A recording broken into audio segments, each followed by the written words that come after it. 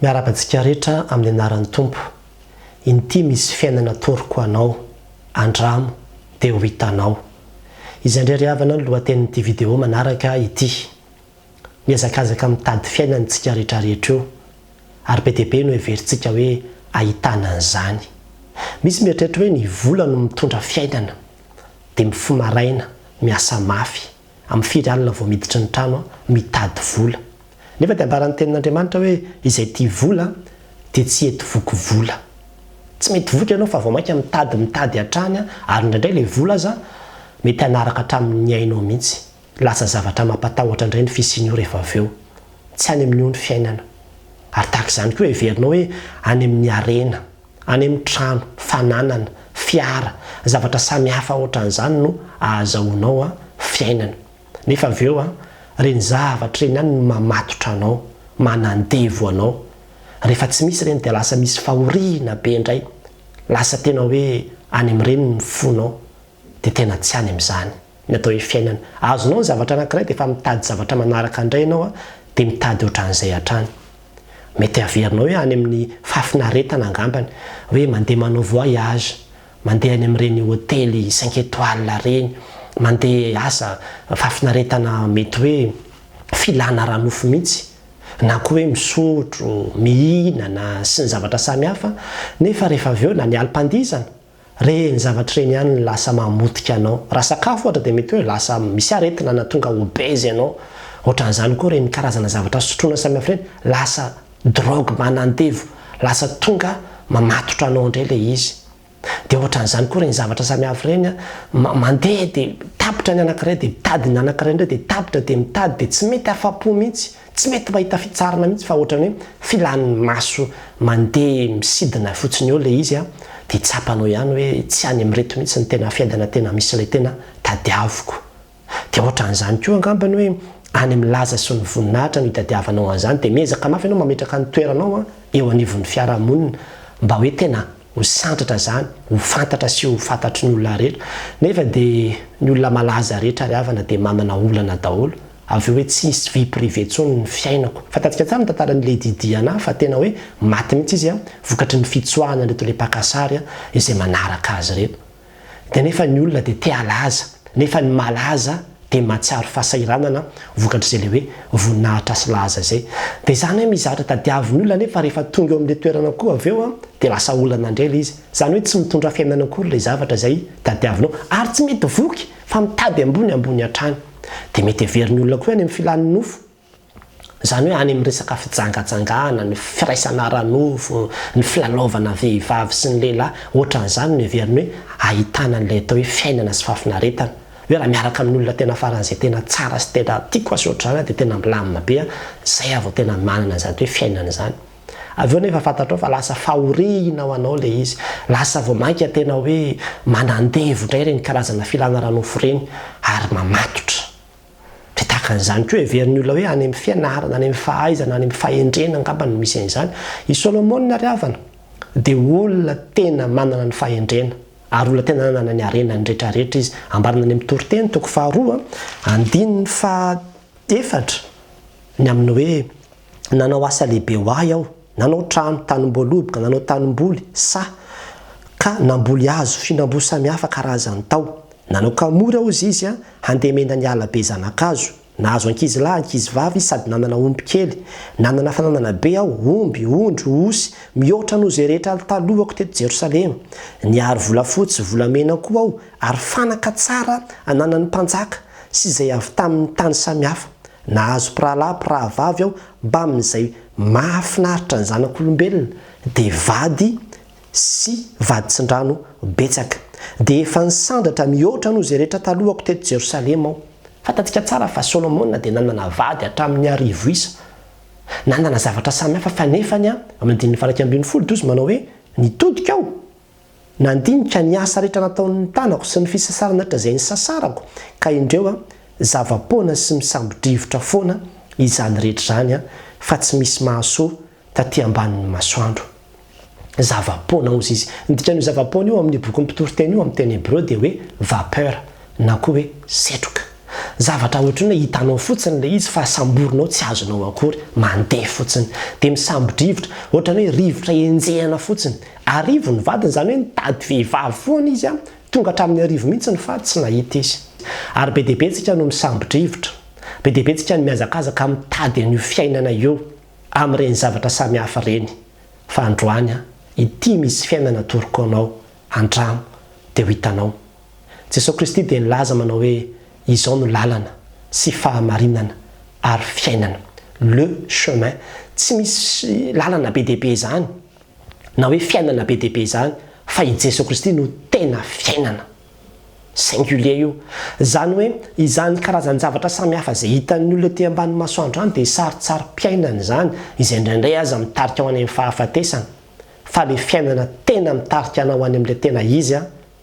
dia eo amin'i Jesosy Kristy irery ihany no misy azy ahoana ny fomba azahoanao azy tsotra omeo an'i Jesosy ny fiainanao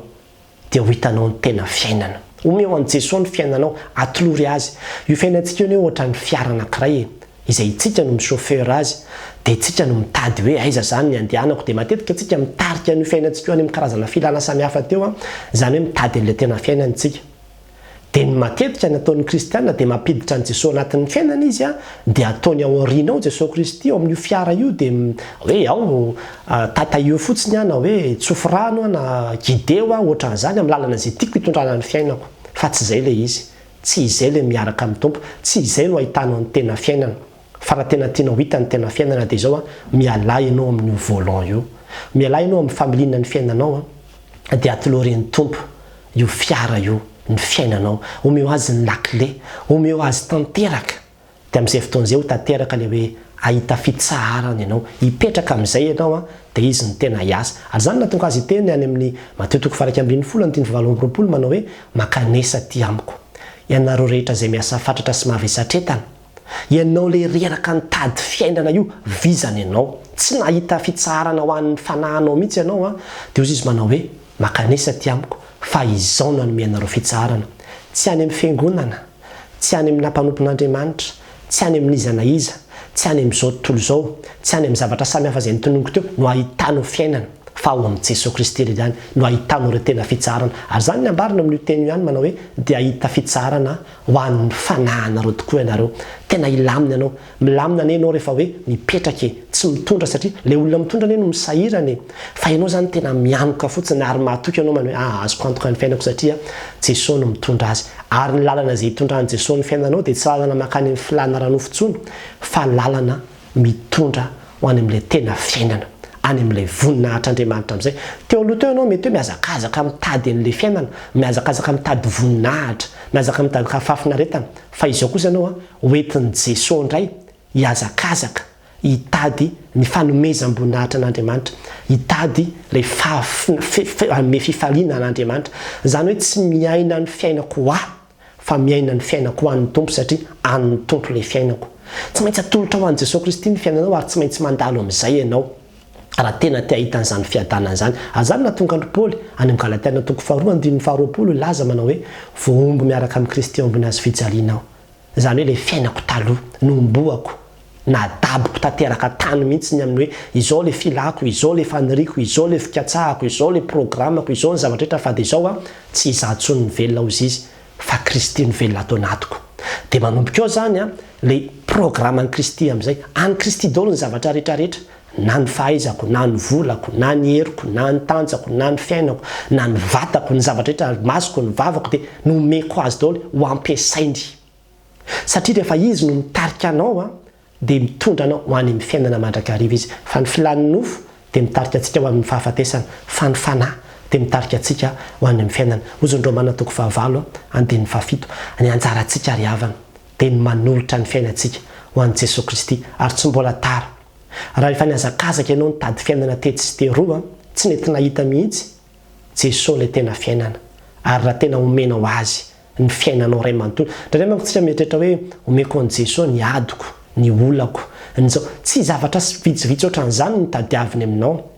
fa ny fiainanao iray manontolo mihitsy no atolory azy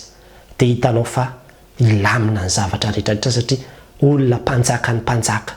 tompony tompo lay maefa ny zavatra rehetra lay Andriamanitra tompony zavatra rehetra io mitondra ny fiainanao io azonao antoka mihitsy na ny hoavinao na ny mandrakizay anao na ny filaminany zavatra rehetra izy no miassurer anao satria izy no mitondra azy ary zay anao va tena ahitan'izany atao hoe fiadanana sy filaminatsaina zany fa ny mahatonga antsika tsy hanana fiadanana satria miasa saina loatra any amin'ny fiainantsika isika fa rehefa tena omenao ny tompo io tsy miasa sainany amin'io satria izy no mitondra an'io amin'ny zavatra samihafa manomboka eo zany dia izao ny objectif taloha ohatra ka hoe ianao no mitondra azy dia hoe aiza no hitondrako n'ity fiainako ity azahoako n'izao fa izao ndray zany manao hoe aiza no hitondran'ny tompon'ny fiainako mba hanomezana voninahitra tsy ho an'ny tenako fa ho azy ny fihavelomako ary zay ny tena zava-dehibe indrindra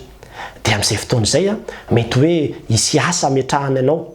taloha ianao nitady asa mba hahazo an'izao ho an'ny tenanao fa amin'izao fotoana izao kosa ianao hoe nomen'ny tompony ty asa ty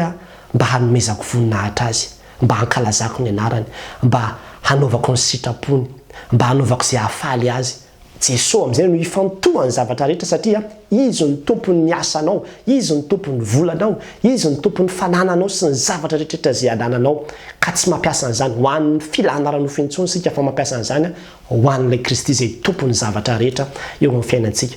ary izay ny tena fiainana izay ny tena fahasambarana izay ny tena fiadanana andramo ka izaho fa tsara Jehova ary sambatra izay mialoka aminy raha mbola tsy nanao an'izany ianao androany ataovy ao anatin'ny vavaka hoe tompo inty aho hatramin'izay nivezivezy nitady zavatsoa niezaka nanao anteratra rehetra ty nefa tsapako hoe voafatotra fiainana io dadiavinao io fiainana io dadiavinao io mahatonga anao mandeha tsy mandeha aroa fatorany zavatra samihafa io na dia fitsangatsangana aza fiainana mahatonga anao mitady fitsangatsangana mitady fitiavana sy ny zavatra samihafa io fa Jesosy le tena tadiavintsika ary havana Jesosy ny fahafenona rehetra raha tena izy no hitanao raha tena izy no ampandrosoanao ka hitondra ny fiainanao ray manontolo dia ho tsapanao amin'izay hoe aive zany le tena fiainany aive zany le tena fahafahany fa izay toeran'ny fanahin'ny tompo ny toeran'ny fanafahany ary lay Jesosy izay mitarika antsika io dia mitarika antsika ao amin'ny tena fiainana izy dia mahireza ry havana aza misalasala aza mangatakandro fa anio atolory azy manontolo ny fiainanao rehetra dia avelao izy no hitondra azy amin'izay sitrapony dia taterao fotsiny dia izy zany no avelanao hoe manomboka androany azy manontolo dia izy le tovolahy anankiray zay hoe manomboka tamin'ny fotoana izay nanolorako ny fiainako an' Jesosy izy dia anazy ny vatako dia tena niteny mihitsy hoe tamin'izay fotoana izay hoe tsy avelako ho viravirana izy an'izay intsony ty vatako ty fa efa an' Jesosy ty vatany ty masina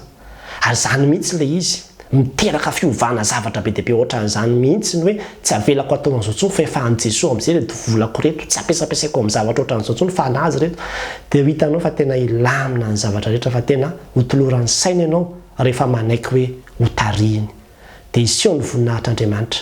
mahireza Jesosy le fiainana raiso izy ho an'Andriamanitra ny voninahitra amen.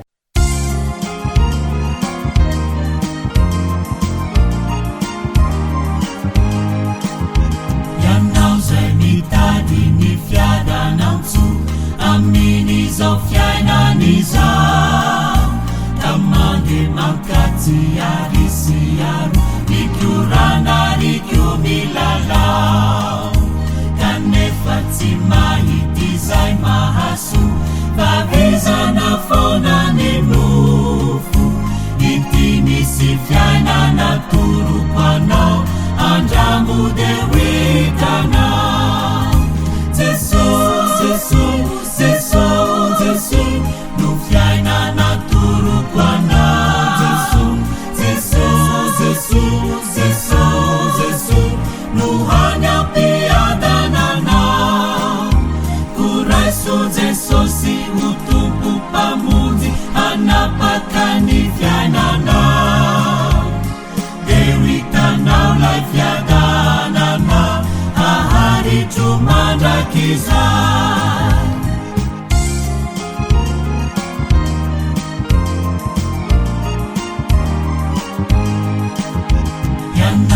Jadi pahuri marube amini za fiainaniza timisia zavana fato haizimbe numanja kutani fiainana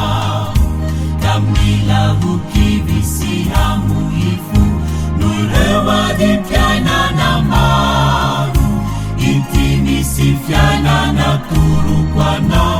andrambo de hoitanao jesosy jesosy jesosy jesosy no fiaina natoroko anao jesosy jesosy jesosy jesosy no hany ampiadananao koraiso jesosy ho tompo mpamonjy hanapaka ny fiainanao eo hitanao lay fiadananao aharitro mandrak'iza